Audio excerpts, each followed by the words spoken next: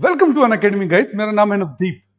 ऐसी न्यूज आपने देखी होंगी और अपने आसपास भी आप ऐसे लोगों को जानते होंगे जिनकी नौकरी लग चुकी है एक फेक रिजर्वेशन सर्टिफिकेट के करके। हम लोग अक्सर सुनते रहते हैं कि इस लिस्ट में इतने नाम हैं जिनको हम अच्छे से जानते हैं, जिन्होंने फेक सर्टिफिकेट्स बनाए हुए हैं। हम न्यूज में भी इनको देखते रहते हैं और इनकी तादाद कोई एक दो नहीं होती, बहुत बार हजारों में होती है। आज मैं आपको इस सेशन में बताऊंगा कि एक मेंबर ऑफ पार्लियामेंट ने क्या पॉइंट आउट किया, क्यों इतने ज्यादा फेक सर्टिफिकेट्स बन रहे हैं हर जगह पर, जो बात में सामने आ रहे हैं लेकिन उनके खिलाफ कोई एक्शन हो नहीं रही। सबसे पहले आपको बता दूं कि सरकार को बोला क्या गया था कि आपने रिजर्वेशन के सर्टिफिकेट्स इशू कैसे करने, एक्चुअलिटी में बोला क्या गया था। फिर मैं आपको बताऊंगा कि सरकार बना कैसे रही, यानी आजकल बन कैसे रही, यानी एक्सपेक्टेशन वर्सेस रियलिटी। 1994 में एक केस था जिसे कहते हैं माधुरी पाटिल केस। इस केस में सुप्रीम कोर्ट ने बोला था कि पहले जितने भी सर्टिफिकेट्स बनेंगे, चाहे वो कास्ट सर्टिफिकेट भी हो, सबसे पहले एक इनिशियल लेवल पे एक एप्लीकेशन दी जाएगी। और ये इनिशियल लेवल पे जो एप्लीकेशन दी जाएगी ना रिजर्वेशन के लिए, जो सर्टिफिकेट बनाने के लिए, ये 10th क्लास में दी जाएगी। 10th क्लास में जब बच्चा होगा तब उसके रिजर्वेशन के पेपर बनने चाहिए। ये माधुरी पाटिल केस में बोला गया था। ऐसा क्यों? क्योंकि उसके पास सरकार के पास एक सफिशिएंट टाइम होगा, जब तक वो हायर एजुकेशन में जाते हैं, जब तक वो जॉब लेता है, इन सर्टिफिकेट्स को स्क्रूटनी करने का। फिर बताया गया था एक विजिलेंस सेल बनेगा जिसमें एक एसएसपी होंगे आपके डिस्ट्रिक्ट, जिस डिस्ट्रिक्ट से आप बिलोंग करते हैं उसके एसएसपी होंगे। उसके बाद जो आप सोशल स्टेटस क्लेम कर रहे हैं, आप कह रहे हैं मैं एसटी हूं, मैं एससी हूं या मैं ईडब्ल्यूएस हूं, आपके सोशल क्लेम को वो वेरीफाई करेंगे सबसे पहले एसएसपी साहब। वैसे ही जब आप लोग पासपोर्ट के लिए जब अप्लाई करते हैं, आपकी जब वेरिफिकेशन होती है, सेम उसी लेवल पर। यह सुप्रीम कोर्ट ने कहा था 94 में। और फिर कहा गया था लास्ट में एक स्क्रूटनी कमेटी बनेगी हर एक राज्य पे, जिसमें डायरेक्टर होंगे सोशल वेलफेयर के, एक रिसर्च ऑफिसर होंगे जो कास्ट में या ट्राइब्स में स्पेशलिस्ट होंगे। ये लोग बैठेंगे, इसमें आपके हायर ब्यूरोक्रेसी के भी कुछ ऑफिसर्स होंगे। ये लोग बैठ के स्क्रूटिनाइज करेंगे कि कितने कास्ट सर्टिफिकेट, कितने ट्राइब सर्टिफिकेट, कितने ईडब्ल्यूएस, ऐसे ऐसे जो सर्टिफिकेट्स हैं, ये सब कितने इशू किए गए। उसके बाद फाइनली सारे के सारे सर्टिफिकेट जो है वो इशू होंगे। उससे पहले भी एक पब्लिक नोटिस निकाला जाएगा जिससे आप सारे अखबारों में प्रिंट करेंगे कि इस व्यक्ति को, सन ऑफ दिस पर्सन या डॉटर ऑफ दिस पर्सन, इसके नाम पे ये सर्टिफिकेट इशू किया जाना है। एंड देन सारी हम सबको पता होगा कि इसे ये सर्टिफिकेट इशू हुआ है, वो सही है या गलत है। ये लास्ट प्रोसेस था, पब्लिक नोटिस। इसके बाद फाइनली वो सर्टिफिकेट यूज भी कर सकते हैं, उसका इस्तेमाल भी कर सकते हैं। लेकिन असली जिंदगी में ये सब होता नहीं।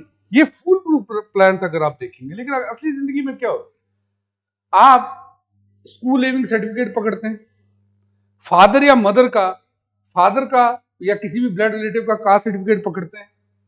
उसके बाद आप लैंड रिकॉर्ड दिखाते हैं, रेजिडेंस प्रूफ दिखाते हैं। आजकल तो ऑनलाइन जन सुविधा केंद्र जाते हैं और ऑनलाइन पोर्टल पे अप्लाई कर देते हैं अपने फादर का, अपने बड़े ब्रदर का, किसी का भी सर्टिफिकेट लगा के आप लोग अप्लाई कर देते हैं। उसके बाद होता क्या होता है, एक पटवारी होता है या विलेज का कोई ऑफिसर होता है जो ग्राउंड लेवल पे जाता है, एक लोकल इंक्वायरी करता है।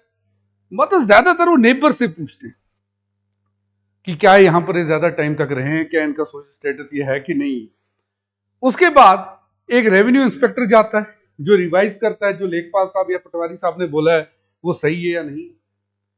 लास्ट में तहसीलदार साहब आपको इशू करते हैं सर्टिफिकेट। बोला गया था, सुप्रीम कोर्ट ने, आप केस में देखिए 94 में क्या बोला था, हाई लेवल स्क्रूटनी के बाद सर्टिफिकेट इशू किया जाएगा। और यहां पर अगर आप देखें चीजें तो आपके एरिया में ही खत्म हो रही है, तहसीलदार साहब इशू कर रहे हैं, काम खत्म है। तो क्या ये फुल प्रूफ सिस्टम है? ये तो एक्चुअलिटी है। यानी एक्सपेक्टेशन देखिए क्या है हमारी कि कैसे सर्टिफिकेट बनेगा रिजर्वेशन का। कि पहले एसएसपी साहब जैसे पासपोर्ट के लिए वेरीफाई करते हैं वैसे करेंगे, फिर एक स्क्रूटनी कमेटी बनेगी, फिर पब्लिक नोटिस आएगा। ऐसा कुछ हो ही नहीं रहा।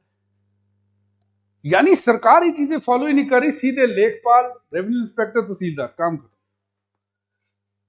आप मेरे को भी कमेंट सेक्शन में बताइए, क्या ये वजह है या नहीं है कि केसेस बढ़ते जा रहे हैं फेक रिजर्वेशन सर्टिफिकेट्स के। ये चीज जो मैं उठा रहा हूं, यही चीज निरंजन बिशी जी है, ये राज्यसभा के एमपी उड़ीसा से, इन्होंने भी सेम चीज उठाई हुई है। रिसेंटली ये न्यूज भी देखिए, 31 government officers fake caste certificate का यूज करके सरकारी नौकरी भी लग चुका है। इन्होंने भी सेम इशू राज्यसभा में उठाया। इनका भी यही कहना था कि जो फेक सर्टिफिकेट निकल रहे हैं, इससे एक तो जॉब उनको मिल रही है जो एससी कम्युनिटी के असली लोगों को मिलनी चाहिए, एसटी कम्युनिटी के या बाकी किसी रिजर्वेशन वाले को। उसके साथ साथ इन्होंने बोला कि पढ़ाई में भी एमबीबीएस और इंजीनियरिंग सीट्स के लिए भी लोग ऐसा कर रहे हैं, गवर्नमेंट जॉब्स के लिए तो कर ही रहे हैं। उसके साथ हमने काफी सारे लोग देखे जो स्कॉलरशिप्स के लिए ऐसा करते हैं। लास्ट टाइम मध्य प्रदेश में एक केस आया जहां पे लोग मध्य प्रदेश और राजस्थान में स्कॉलरशिप्स ले रहे हैं फेक सर्टिफिकेट दिखा के। आप देखिए, land protection SC ST communities के लिए जो लॉ है उसका बेनिफिट उठा। ये इन्होंने कहा राज्यसभा में। इन्होंने ये भी कहा कि ये जो सारे का सारा ये लोअर लेवल पे हो रहा है, सब कुछ जो सर्टिफिकेट इशू हो रहे हैं, लेखपाल है, आरआई है, आपका तहसीलदार है, क्यों ना इसे अपर लेवल तक ले जाए। बहुत अच्छी चीज इन्होंने पॉइंट आउट की। फिर उन्होंने कहा कि स्ट्रिक्ट एक्शन भी होना चाहिए। हजारों केस हम ऐसे देखते हैं जहां पर फेक सर्टिफिकेट्स पकड़े गए टाइम टू टाइम, लेकिन एक्शन के नाम पे क्या हो रहा है। उन्होंने कहा कि अगर आप पकड़ रहे हो, उनको नौकरी से निकालो, पूरे का पूरा पैसा वापस। स्कॉलरशिप अगर कोई फेक पकड़ रहा है, पूरे का पूरा पैसा वापस लीजिए। ऐसा कुछ हो ही नहीं रहा है। सालों साल केस चलते जा रहे हैं और काफी लोग तो नौकरी कर भी रहे होते हैं। मैं आपको एक एग्जांपल दे रहा हूं जहां पर एक आईपीएस ऑफिसर 21 साल नौकरी कर चुका था फेक सर्टिफिकेट्स के दम पर। 21 साल के बाद उनको हटाया जा रहा है। तो आप खुद ही सोचिए क्या चल रहा है। उन्होंने कहा कि इमीडिएट रिमूवल होना चाहिए। ये जो स्टे वगैरह का चक्कर है इधर खत्म होना चाहिए, क्योंकि कोर्ट में स्टे लग जाता है और कहीं ना कहीं हम सब इस चीजों को भूल जाते हैं कि ऐसा कुछ हुआ भी था। आप यहां पर भी एक चीज देखिए, इससे पहले भी ये डॉक्टर समर सिंह सोलंकी है, इन्होंने भी कहा था कि मध्य प्रदेश में क्लास 1 ऑफिसर्स के लगभग अगर आप पोस्ट देखेंगे 600 पोस्ट ऐसी हैं जहां पर फेक कास्ट सर्टिफिकेट्स यूज हुए हैं। 600 post were filled by fake caste certificates. ये दूसरे एमपी ने भी पॉइंट आउट किया।